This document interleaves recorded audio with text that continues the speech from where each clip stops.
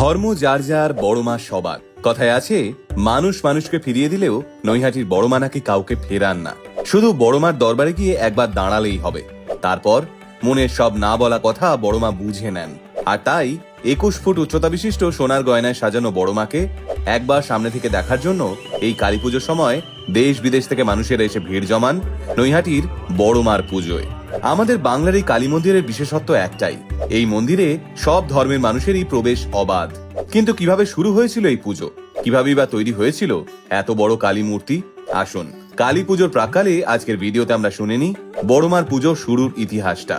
বড়মার এই পুজো শুরু হওয়ার পেছনে রয়েছে একটা গল্প। শোনা যায় বহু বছর আগে ভবেশ চক্রবর্তী নামের এক ব্যক্তি এবং তার বন্ধুরা মিলে একবার রাস উৎসবের সময় নবদ্বীপ গিয়েছিলেন।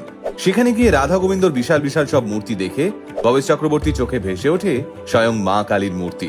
ভবেশ চক্রবর্তী ঠিক করেন রাস উৎসবে দেখে আসা বড় বড় মূর্তির মতো তিনি কালী মূর্তি গড়বেন। তাই নৈহাটিতে নিজের বাড়িতে ফিরেই একটা বড় কালী মূর্তি বানানোর কাজ শুরু করে দেন তিনি। এরপর মা কালীর এত বিরাট উচ্চতার মূর্তি বাংলায় আর কোথাও না থাকার ফলে ভবেশ